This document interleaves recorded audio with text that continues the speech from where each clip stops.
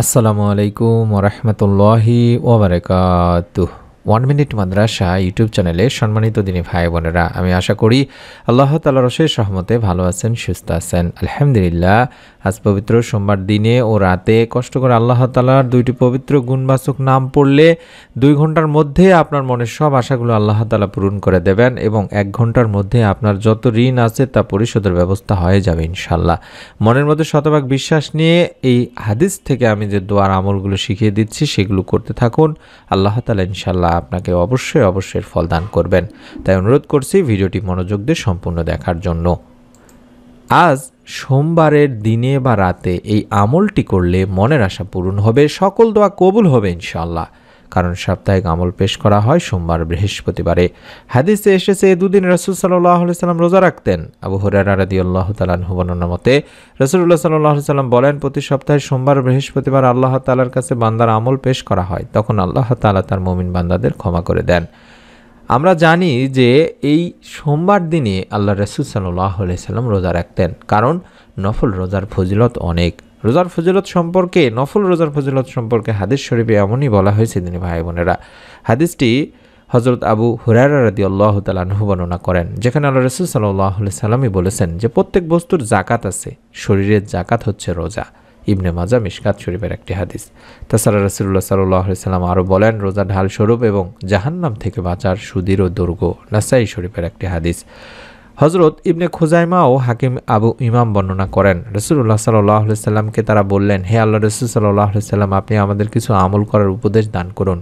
তখন রাসূল সাল্লাল্লাহু আলাইহি সাল্লাম বলেন, রোজা অবলম্বন করার সমকক্ষ কোনো আমল নেই। তারা পুনরায় বললেন, আমাদের কোনো আমল বলে দিন। রাসূলুল্লাহ সাল্লাল্লাহু আলাইহি সাল্লাম বলেন, রোজা অবলম্বন করার সমতুল্য কোনো আমল নেই। তারা পুনরায় একই প্রার্থনা করলেন। রাসূল সাল্লাল্লাহু আলাইহি সাল্লাম পুনরায় একই আদেশ করলেন। সুনানি নাসাই শরীফের একটি হাদিস। এবং চেষ্টা করবেন যে এই সোমবার দিনে রোজা রাখার দিনে ভাই বোনেরা রোজা রেখে আমল করলে আল্লাহ রাব্বুল আলামিন বান্দার আমলকে কবুল করে থাকেন। কারণ রাসূল সাল্লাল্লাহু আলাইহি ওয়াসাল্লাম রোজা রাখতেন সোমবার ও বৃহস্পতিবারে। এই বিষয়ে হযরত আয়েশা রাদিয়াল্লাহু তাআলা আনহা থেকে একটি হাদিস স্পষ্টভাবে পাওয়া যায়, যেখানে রাসূল সাল্লাল্লাহু আলাইহি ওয়াসাল্লাম সোমবার বৃহস্পতিবার রোজা রাখতেন। বলা হয়েছে তিরমিজি ও নাসাই শরীফের হাদিস। সাহাবীরা তাকে জিজ্ঞাসা করলেন, ইয়া রাসূলুল্লাহ সাল্লাল্লাহু আলাইহি ওয়াসাল্লাম, আপনি সোমবার রোজা রাখেন কেন? তিনি বললেন, এই দিনে আমার জন্ম হয়েছে, তাই এই দিনে রোজা রাখি। এখনও মুদার শরীফে ব্যাপকভাবে এই আমল প্রচলিত আছে।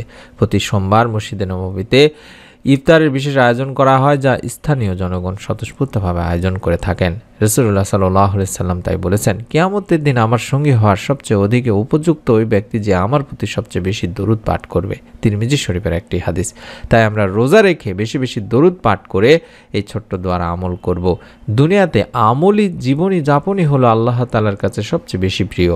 কারণ আল্লাহ মানুষকে তার ইবাদতের জন্যই সৃষ্টি করেছেন। তার আমল ও দোয়ার মাধ্যমেই আল্লাহর নৈকট্য অর্জন করা সম্ভব। আল্লাহ সে বান্দাদের সবচেয়ে বেশি ভালোবাসেন যারা তার কাছে চায়, আর যারা চায় না তাদের উপর অসন্তুষ্ট হন। তাই কল্যাণের যে কোনো কিছুই আল্লাহর থেকে চেয়ে নেওয়া যায়, এক্ষেত্রে অবশ্যই ধৈর্য ধরতে হয়। আল্লাহ বান্দার উপযুক্ত সময়ে উপযুক্ত জিনিসটি দান করে থাকেন।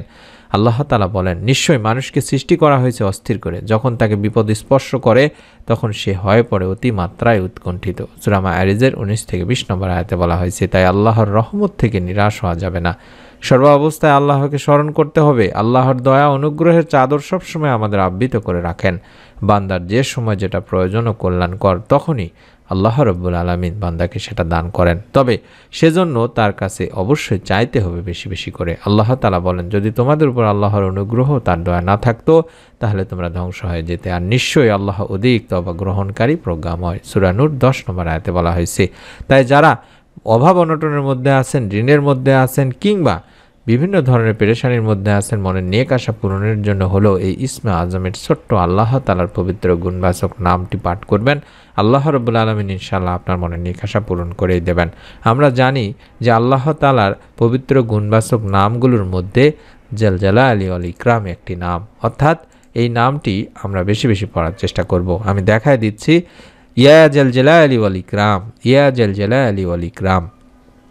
এটি দিনে রাতে বেশি বেশি পড়ার কথা হাদিসে বলা হয়েছে। এটা পড়লে রাসূল সাল্লাল্লাহু আলাইহি সাল্লামকে অনুসরণ করা হবে এবং নবী করিম সাল্লাল্লাহু আলাইহি সাল্লামের এক হাদিসেও বলেছেন, তোমরা সবসময় ইয়া জাল জালালি ওয়াল ইকরাম পড়াকে অপরিহার্য করে নাও। তিরমিজি শরীফের একটি হাদিস। অর্থাৎ সবসময় এই নাম পড়ার প্রতি নির্দেশ দেওয়া হয়েছে। তাই পবিত্র সোমবার দিনে কিংবা রাতে যখনই সময় পাবো তখনই আমরা অন্তত এই নামটি বেশি বেশি পড়ার চেষ্টা করব। কম করে হলেও অন্তত 2 বার পাঠ করব দিনে ভাই বোনেরা, প্রত্যেক নফল নামাজগুলো আদায় করার পরে।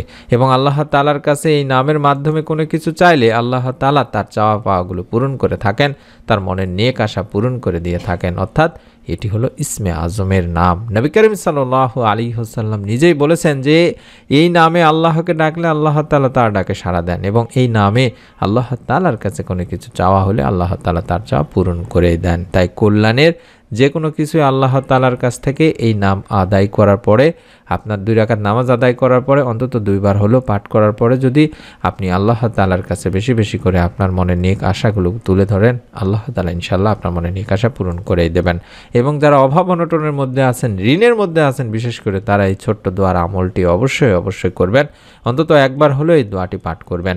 বিখ্যাত সাহাবী হযরত আবু সাঈদ খুদরি রাদিয়াল্লাহু তাআলা আনহু বর্ণনা করেন, একবার আল্লাহর রাসূল সাল্লাল্লাহু আলাইহি সাল্লামের কাছে এক ব্যক্তি এসে জিজ্ঞাসা করলো, হে আল্লাহর রাসূল সাল্লাল্লাহু আলাইহি সাল্লাম, বহু কর্জ বা ঋণ ও বহু দুশ্চিন্তা আমাকে ঘিরে ধরেছে।